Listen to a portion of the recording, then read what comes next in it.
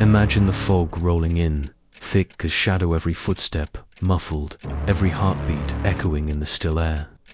A mysterious figure moves through the gaslit alleys of Whitechapel, leaving fear in their wake. Whispers spread from door to door, each tale darker than the last. Tonight, you'll step into the mind of this unseen phantom, feel the tension of the chase, the shiver of unseen eyes upon you, and the haunting laughter that drifts through London's midnight streets. Stay close, or risk being lost to the mist forever. I emerge from the fog like a shadow stitched together by moonlight and malice. The cobblestones of Whitechapel glisten beneath my boots, each step carrying me deeper into the labyrinth of desperation.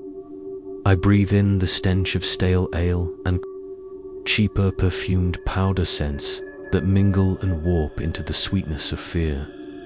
Tonight, the gas lamps burn low, their yellow halos puffing ghostly rings into the damp air.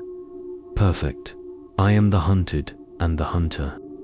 They call me Jack, but that name is no more than ink on paper, mask I wear with delight. I slip between tenements, sliding past shuttered windows where unseen eyes twinkle behind threadbare curtains. I face the alleys with the confidence of one who knows that no man can catch his own shadow, and I relish every shiver I leave behind. When I spot her, her silhouette is lianes pressed to her skirt, head bowed, the texture of her hair a whisper against lamplight. She is alone, vulnerable. She looks up, startled by the distant clop of my heel. Her breath hitches. I watch her heart drum beneath the coarse wool of her bodice. In that moment, I become more alive than I have ever been. I approach, thriving on her panic, the quiver in her voice when she says, "Sir, perhaps you could spare a penny." I raise a gloved hand, fingers curved. I taste the crackle in the air as she lurches backward. The lamp flickers. Her eyes widen, reflecting my own. Delight. And then I strike. Steel whispers through the night, a sound sharper than any scream. Her gasp is cut short, swallowed by the mist. I guide the blade with reverence, carving a grotesque masterpiece. Each incision is deliberate, almost gentle, as though I am sculpting her fear into form. Red ribbons bloom at my feet, bright and fragrant. I linger, savoring the warmth as it seeps into the ground, turning cobbles into an altar of carnage. When I finish, I leave her there an offering of flesh and terror. Then I pause, breathing shallow, listening to the distant bells of a midnight funeral. I retrieve the lamppost paper I carry, scrawl a few mocking lines in crimson ink, and sign my work with that name they all dread. Yours in terror, Jack the Ripper. I tuck the letter into the pocket of my coat and vanish back into the haze, melting into Whitechapel's endless corridors. Behind me, the lamplight flickers once more, then dies. Silence consumes the street, and I disappear into legend. The dawn's grey fingers pry me from my slumber. I awaken in the cramped attic of my lodgings, a barren cocoon of dusty rafters and whispers. My fingers trace the faint scars that etch themselves into my skin each time I remember last night's communion with terror. I rise, my body humming with a distant thrill, as though I've inhaled the very essence of Whitechapel's fear. I dress in sober black, a frock coat buttoned to the throat, trousers pressed with care, and a top hat perched at an imperious angle. Each garment is a promise of civility, an invitation to assume a stranger's face. I step outside, and the mist greets me like an old accomplice, curling around my ankles as I descend the narrow staircase dot by mid-morning. The streets brim with curious whispers. Housemaids peer from doorways, their gloved fingers fluttering to pursed lips. Newsboys hawk the evening newspapers, screaming headlines of Ripper strikes again. Their voices echo through the alleyways, drumming in my ears like a serenade. I purchase one, crumpling it in my palm, my message delivered, my presence felt. I wander toward the crime scene, feigning idle interest. Police cordons and chalked footprints stand as stone monuments to my artistry. I study the layout, that familiar pool of congealed life, the dress torn, the throat slit with brutal precision. I allow a tremor to pass through me, a performance. For the constables and gawkers, beneath my calm exterior, I pulse with exhilaration. They see a concerned citizen. They cannot fathom the predator within. A constable approaches, cap in hand. "Sir," he murmurs, voice low, "do you recall seeing anyone suspicious last night?" I tilt my head, eyes haunted. I thought I heard footsteps, but the fog swallowed them, I reply, brow knitting in feigned concern. He nods, satisfied, and moves on. My chest rises in silent laughter. I slip away, drawn to the Thames, where the river churns with secrets.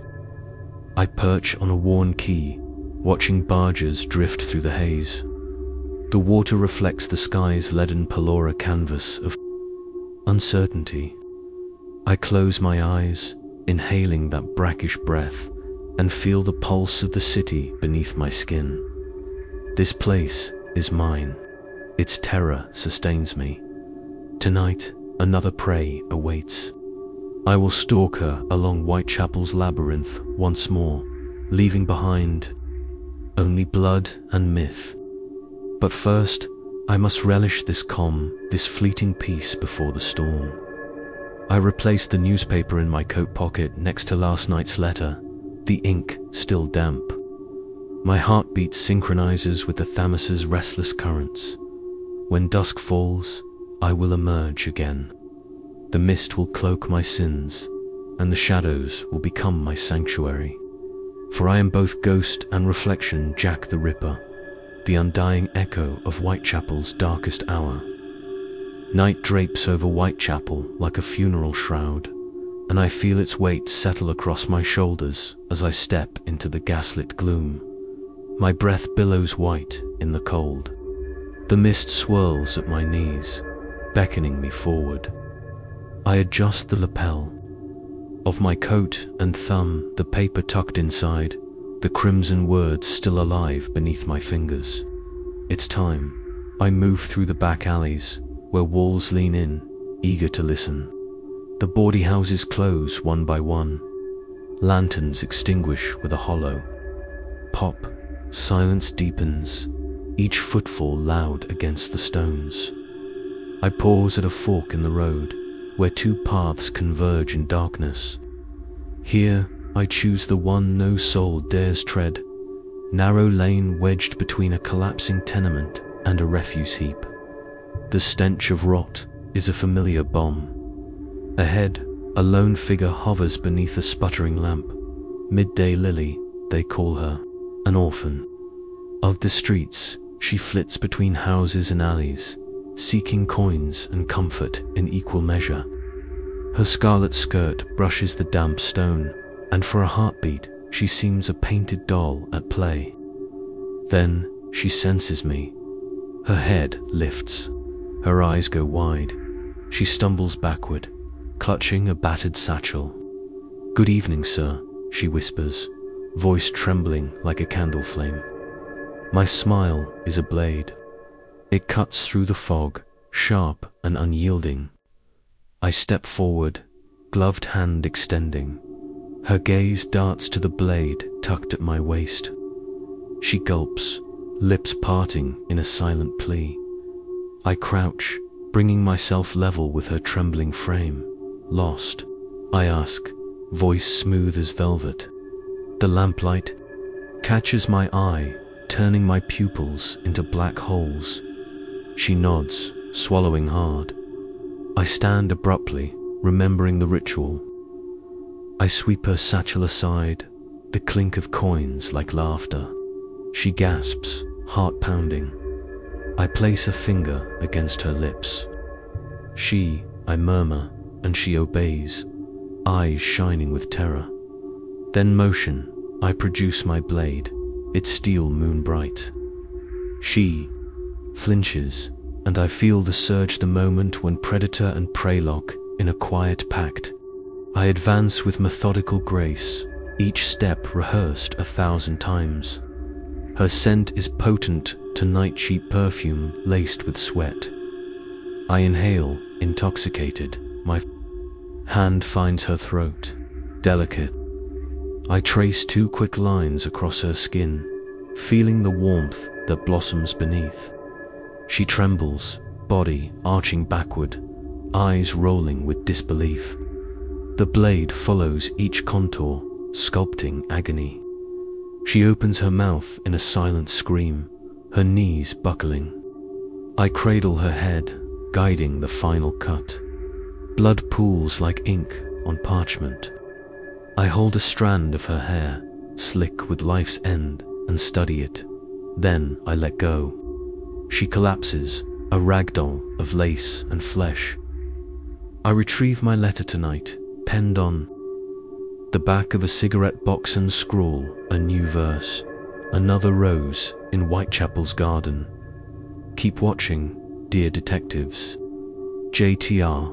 I leave it atop her chest as a benediction.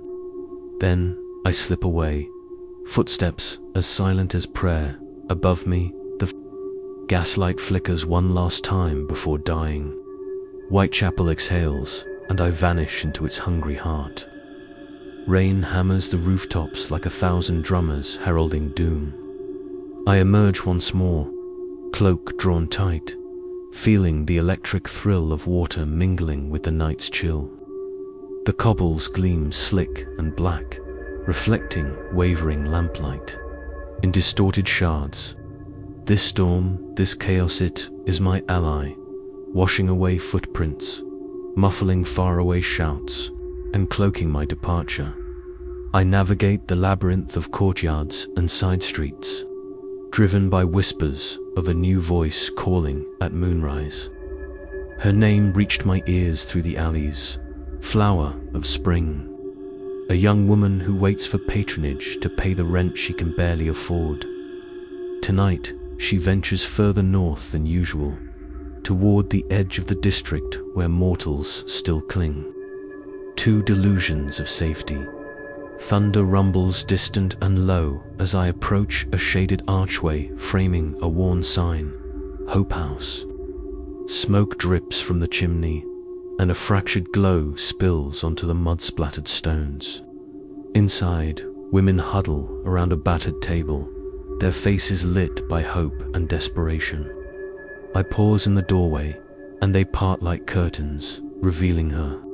Silhouette tall, slender hair the color of autumn fire. Her name is Grace, but in my mind she is Petal. She counts coins with nimble fingers, eyes flicking up when I step forward. Her breath catches. She stands, purse clutched to her chest, and gives me a tremulous smile. It is the same smile that will haunt dreams and summon screams. I offer my gloved hand. May I ask softly. She shakes her head, but her lips part as if to speak. I guide her outside, past the courtyard gate swung open against the storm. Water drips from the eaves in silver threads. With every glance, her terror deepens, and that terror fuels me. In the alley, the heavens unleash their full fury. Rain sluices down, but I work fast, blade glinting like a shard of lightning. I press her against the brick wall, the wet stone cold against her back. She trembles so violently, I feel it through her coat. My heart beats in time with the storm's percussion. I whisper into her ear, voice low, "The storm is nothing compared to your fear." My hand sweeps to her throat, and the blade finds her pulse. She gasps, a spray of red blossoming across the rain-soaked bricks, merging with the water into a scarlet river. Each cut is a brushstroke on a liquid canvas. I carve deep, the blade, guided by years of practice. The rain washes away the smaller streams. The deeper wounds remain, testament to my devotion. When her struggles cease, I withdraw, breathing hard, exhilarated. I bend to retrieve my penknife letter, tucked in my kota ritual, as sacred as the killings themselves. I scrawl upon a fragment of wood. The storm's fury pales next to mine. Yours in the shadow. JTR. I leave it pinned to the wall with the blade's tip, then step back into the night. The rain swallows my retreat as thunder rolls overhead. Whitechapel trembles, and I slip away its eternal ghost, ever hungry. The morning after, I watch the city's pulse quicken beneath a bruised sky. Whitechapel awakens with collective dread, gossip fermenting behind shuttered windows. Whispers of ripper hysteria ride the clatter of carts along the slick streets. A milkmaid startles when I pass, her eyes widen, and I grant her a courteous nod, feigning innocence. How deliciously ironic. My outward civility masks the spectre they fear most. I retire to my rented rumor-sparse chamber above an apothecary's shop. The scent of camphor and bay rum drifts through the thin floorboards. I light a single candle and place my letters on the small wooden desk. Each one is a testament, proof of my artistry. I trace the ink with a finger, recalling the pulses. Cadence beneath my blade, a smile curls at my lips, suppressed by the stiff collar of my shirt. I dip a quill into ink and draft a letter to the evening news. I revel in taunting the authorities, offering riddles they cannot solve. Words form, like venom on the page. Detectives, you prowl like hounds, yet only glimpse shadows. I dine on Whitechapel's. Fear come, join me if you dare. Yours perpetually, Jack. Satisfied, I fold the missive and seal it with wax. Outside, the watchman shouted another body discovered by the Thames. I glide to the window ledge, observing the constables who rush toward the riverbank. Their uniforms cling to them as if baptized by failure. They will never suspect that I stand mere yards away, hidden in plain sight. Night beckons once more, and I slip into my coat.